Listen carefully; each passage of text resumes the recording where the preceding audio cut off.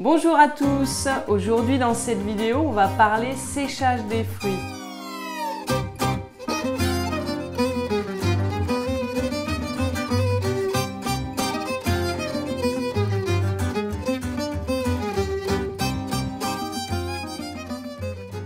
Je suis avec Henri Boone. Bonjour Henri. Bonjour.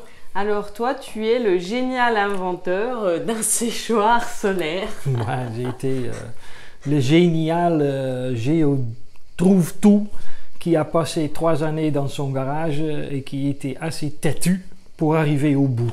Voilà, c'est un peu ça. Alors, pourquoi un séchoir solaire? Quand on a envie de sécher une petite quantité chez soi, de ses fruits parce qu'on en a trop par exemple, on a un arbre qui produit beaucoup, on ne sait pas comment conserver, la confiture ça va 5 minutes. On peut être un bon randonneur et avoir envie de transporter un minimum de poids et du coup l'intérêt de la déshydratation, c'est qu'on va avoir des légumes avec une belle qualité nutritive qu'on va pouvoir transporter sans leur poids d'eau et les réhydrater sur un réchaud quand on arrive pour dîner. C'est même pas la peine de réhydrater. En fait, ton salive va monter les qualités gustatives et le fait de l'avoir séché sans excéder, et dans mon cas je les ai toutes calées à 39 degrés mais sans excéder les 42, là donc le limite de conservation des enzymes et de non-transformation des vitamines, ça veut dire que donc le petit truc sec, comme ça c'est la patate douce par exemple, quand tu manges ça, tu manges la même valeur qu'un patate douce frais. Mais le fait qu'il était séché te permet déjà de le manger cru et quand tu veux, et ton salive fera le reste, il faut boire de l'eau, c'est tout. D'accord. Et donc on peut sécher plein de choses. Qu'est-ce que tu nous as montré là sur ton assiette? Là, c'est majoritairement des fruits, mais on a bien sûr la courgette comme légume, la patate douce.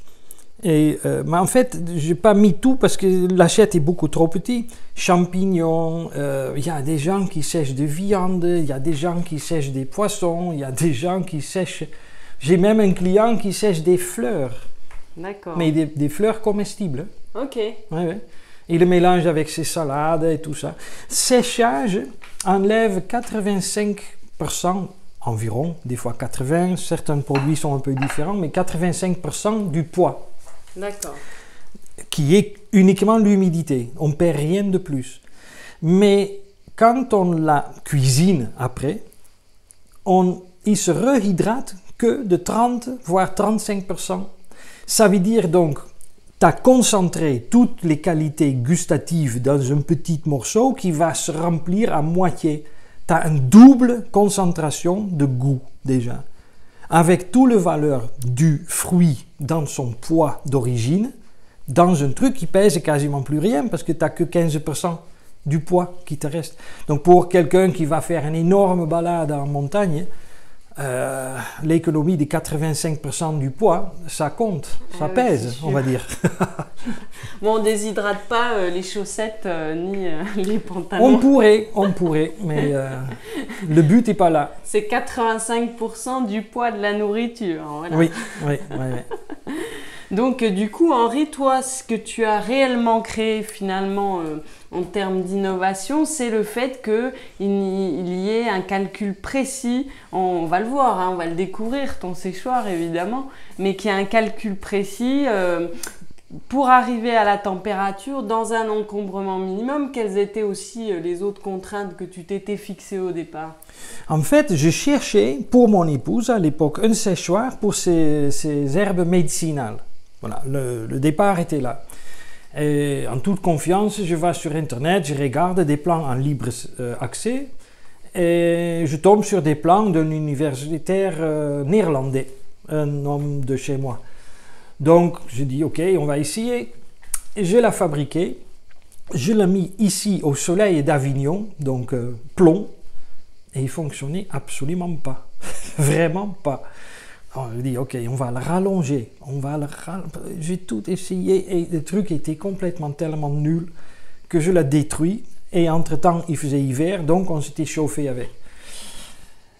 Je refais des plans, je refais un truc d'un français, et aussi bidon que le hollandais d'ailleurs. Mais donc, voilà. Et voilà. Donc je me suis fait un cahier des charges. À la base, je suis quand même formé ingénieur en automobile, mais bon. Donc, j'avais 1, pas de surchauffe. 2, pas d'insectes. Parce que les insectes, ils portent de n'importe quoi d'ailleurs et ça peut même passer par des maladies assez graves. Donc, pas d'insectes, pas de poussière. Surtout pas d'UV sur les produits parce que UV c'est néfaste pour la qualité de toute nourriture.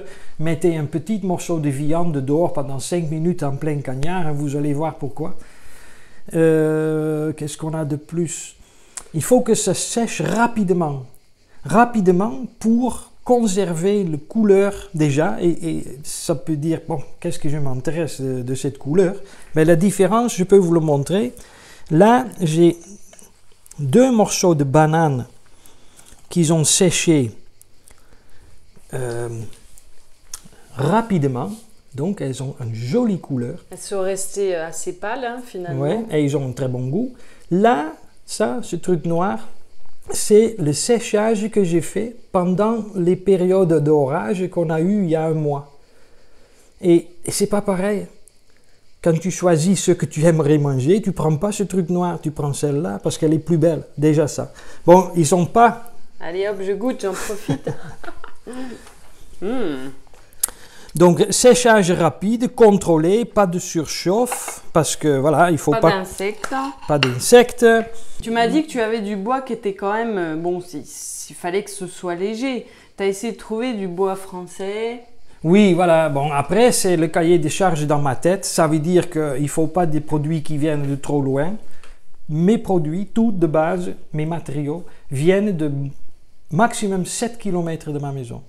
D'accord, donc tu as vraiment réussi à faire ton produit pour qu'il soit au niveau écologique et aussi un impact positif. L'intérêt aussi du solaire par rapport à un déshydrateur électrique, effectivement, c'est que on paye l'investissement de départ qui est assez modique hein, sur tes modèles, puisqu'au final ils sont très simples.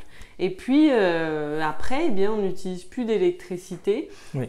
Donc on est gagnant quand même. Oui, on est gagnant. Donc, dans mon séchage, il y a uniquement le soleil qui fait moteur, avec des produits non toxiques.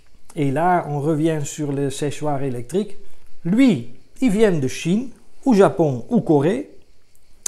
Il est bourré de plastique, soi-disant Inerte. alimentaire, mais plastique inerte alimentaire, messieurs, dames, ça n'existe pas. J'ai fait des produits français, sans toxicité. Un des problèmes de conception, c'était aussi la maniabilité. Il ne faut pas que ça devienne trop grand, il faut que ce soit un peu facile à ranger. Il y a dans la conception des angles morts à éviter, et j'ai vu les constructions des autres qui ont plus ou moins, c'est des autoconstructeurs, mais il y a des gens sur ce marché, leur produit est plein d'angles morts. Un angle mort, c'est un frein. Et il ne faut pas freiner, il faut accélérer parce qu'il faut aller vite. Et donc j'ai tout éliminé et finalement, après 3 années, j'ai réussi à avoir le séchoir, moi je dirais idéal. Sauf qu'il ne marche pas sous la pluie, on est d'accord. Oui, mais c'est pour ça que je vis ici, je viens de la pluie. Donc, Eh bien écoute, on va aller voir ça, hein, mais moi je vais prendre un petit bout de mangue. Bon, ça c'est mon séchoir KSS standard. C'est le plus petit séchoir que j'ai fabriqué. C'est celle-là qu'en fait, avec toutes les innovations, c'est le modèle de base standard. 2 surfaces chauffantes. C'est simplement des plaques métalliques découpées, peintes au noir et mises dedans. Ça pourrait être le toit d'une voiture par exemple, c'est très simple. Il y a un passage d'air devant et un passage d'air derrière cette plaque. Les 2 buses d'air qui se trouvent là, ils seront donc chauffés par le métal et ils ont une tendance à monter.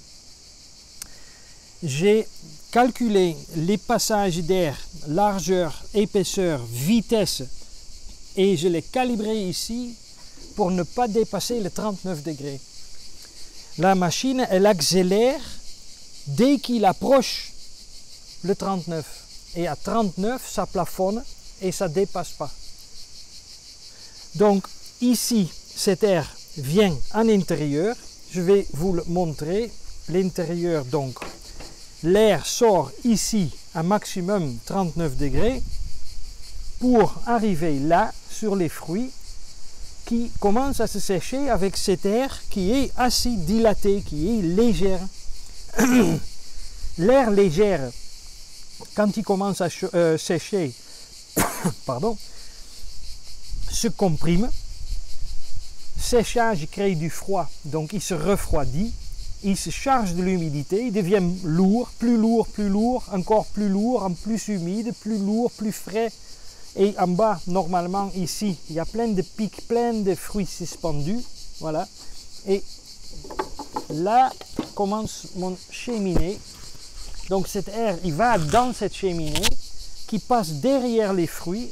Et cette surface-là est créé pour doubler la surface efficace de tirage sans dépasser les 39 degrés, mais pour accélérer quand même. Donc la chaleur, l'air chaud humide sort par là. Nous voilà de retour à l'intérieur, on s'est mis au frais parce que dehors ça tape et puis les cigales sont très bruyantes. Du coup, on est devant ton séchoir KSS XL, hein, c'est ça? Oui, les XL Extra Large, parce qu'il fait 2 fois la largeur de produit de base, le standard. Donc c'est le même que l'autre, mais 2 fois plus grand. Oui, les dimensions qui font moteur sont absolument comparables, donc c'est les mêmes en fait, mais comme je l'ai doublé de largeur, voilà, il contient 6 kg au lieu de 3. Comme ça, on a le choix suivant ce qu'on a envie de sécher. Bien, on peut trouver sur ton site un kit séchoirsolaire.com, c'est ça? kitséchoirsolaire.com. Je te remercie de ton accueil. Moi également. Et puis, quant à vous, eh bien, à bientôt sur ma chaîne YouTube. N'hésitez pas à partager cette vidéo si elle vous a plu. En attendant, restez connectés et soyez sauvages.